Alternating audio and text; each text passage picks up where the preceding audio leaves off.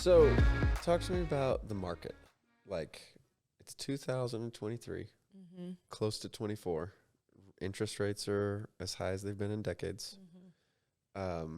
We are west of Fort Worth, right? So for our, handful of listeners Yeah. that don't know where we are, what does the market look like right now? What does it look like in a few years along I-20, south of I-20? I mean, we believe it's coming this west. There's nowhere else for it to Yeah. go. I mean, it's going to come this way. So I feel like we're in a very safe area if you like growth. I mean, if you don't want growth, you need to keep on rolling west. Yeah, you need to go help somewhere else grow. Yeah. Yeah. Yeah.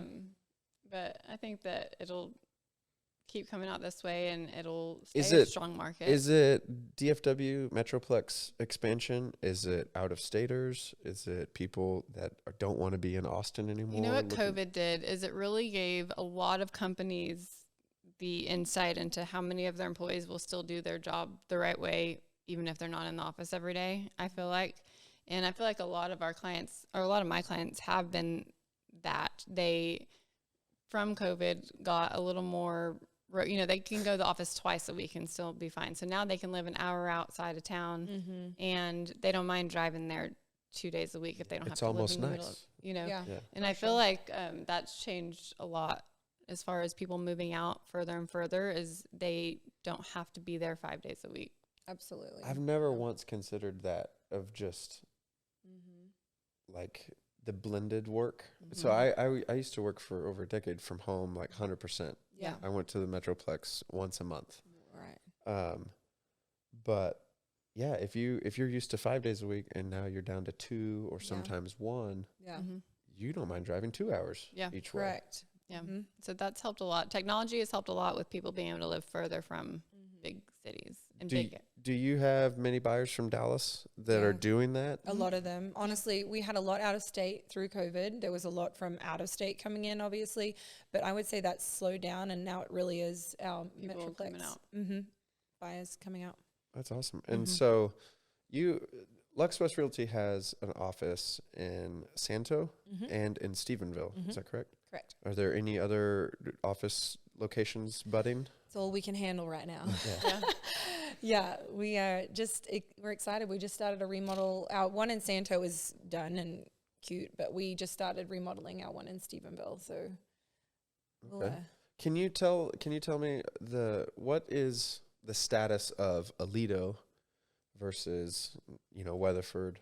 Then you have Brock, Santo. Like, what does the demographic look like? Who's the buyer persona for each of those cities, and how is it transitioning? ooh. How do we nicely say I don't that? know. You want me to put that on I the used to podcast? hear Aledo was the new Southlake, and now Brock is the new Aledo, and then now Lifeman Santo is the new Brock. Yeah, is that true? For sure. Absolutely. Yep. But you see 100%. that, like, because we're kind of targeting that I-20 corridor there. You see that just continually pushing west. 100%. Like Dylan said, if someone can get on I-20 and get to work within an hour or 2 hours drive, and we're right in our market is right around that whole interstate, so we're good. Yes. So yes, absolutely. And even like Gordon, like Mingus, it's beautiful land too. So like Yes. people are kind of like, oh wow, I didn't really realize how pretty it is out here. Higher end people that live in Fort Worth have a really nice home on half an acre. They realize they can have an even nicer home on 20 acres if they just went 30 minutes further, and that keeps pushing them out. And that blended work that you're talking about allows them to accomplish. To do that. Yeah, for sure. And again, like people still want all of our demographic, all still want to be able to go to Fort Worth for a nice meal, right? Like 100%. And so like that's kind of like That is why I didn't like that. Kevin I has look 3 kids. He doesn't know what a nice meal is for a long time. Yeah. But I will, like, I was looking in Hyco for a while. I was like, well, Hyco's pretty, but man, I like being able to like jump onto 81, Right there. hit at 20, and then I'm at Del Frisco's in an hour. Yeah. see, like And that's it's like, boom. great. Yep. And see, it matters, right? But for me, I like, it does. So- So I think that's in our favor for sure. Yeah. So this is where our fields intersect. A starter home today is like, can we say $300,000? Sure. Yeah. Is that fair? Absolutely. Is that sustainable? It's crazy, right?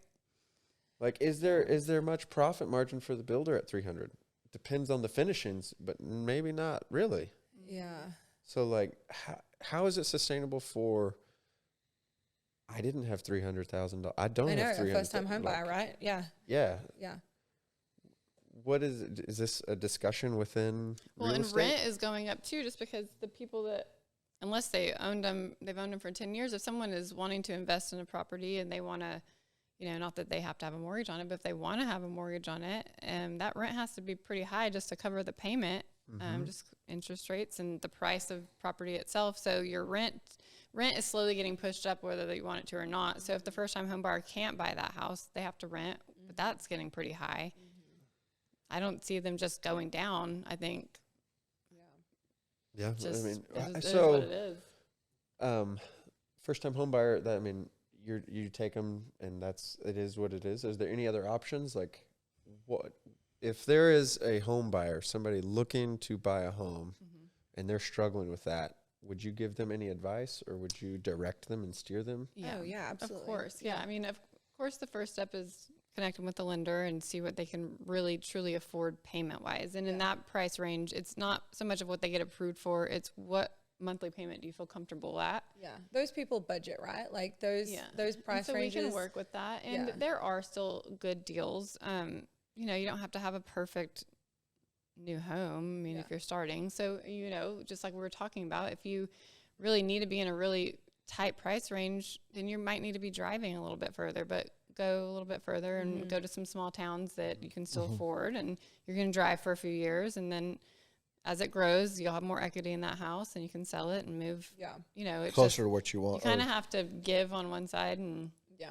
see what you can I do, read but- this thing the other day. It's not, don't worry about the first house that you buy. And that's really hard for a first time home buyer to be okay I bought with it that. knowing I was going to be there forever. Yeah. And it's like, don't worry about the first house. Just get it. Get into your house. Get into that first house, whether it's $180,000, whether it's $300,000. Just get into that first house, because that ball starts rolling with your equity once you finally have that first piece of real estate, right? You sit on it. I remember my first house, there was no way, I couldn't believe I had $40,000 to spend on another house. Like, I would never have been able to save that up in my life when I bought my first house. But then I got into that first house, and then I lived in it for the 3 or 4 years that we were there. And then all of a sudden, like, your ball just, it snowballs, right? Yeah. Like, Yes. so that's the snowball effect. So get into real estate, buy that house. If you're a renter and you're listening, like, it really is the only way to start that snowball effect, because saving that cash, you're never, ever going to be able to be in the position that you will by the time you have the equity in your first home. Because you're right? building equity and your home is appreciating. And that's correct. That's so correct. it's a double edged. And so the only thing like sustainable, talking about it being, is it sustainable? 300,000, like how are people getting into this? The margin from a builder standpoint, obviously I'm not as educated on that, but like what I think is making it doable for those first time home buyers is that lenders are getting creative. Like they're not able to, like, they have to save up still the same amount of money or less, but like they're kind of getting the short end of the stick, but lenders are able to create these programs that like are able to make it doable for them to get into these houses. To get started. To get started. And is it great? Maybe you have the balloon payment at 10 years, but Absolutely. you sell at 5 with 5 years of equity. So like, interest rates right now, the 2-1 buy down. So like interest rates are at 8% right now, say, I'm not quoting that, but 8%. And you do the 2-1 buy down. So you buy, it's their monthly mortgage, because again, that's what matters to these people. Like not these people, but like us as first time home buyers, you budget monthly, big Yes. time. That monthly payment really matters. So it's like, okay, well, I can afford X amount. Well, at 8% interest rate, I really can't afford that. That's overwhelming to them, but they have the money saved. So there's programs like 2-1 buy down where the lender's like, okay, well, you get into this, your first year is 2% less, so it's at 6%. Your second year is at then 7%. At your third year, you then lock in at the 8% rate. but refinance by then, hopefully. So it gives them that 3-year window. Maybe we can refi by then, or guess what? Sell your house, get out of it. 3 years. Average person's in there. It used to be 5 to 7. I feel like it's 3 to 5 now.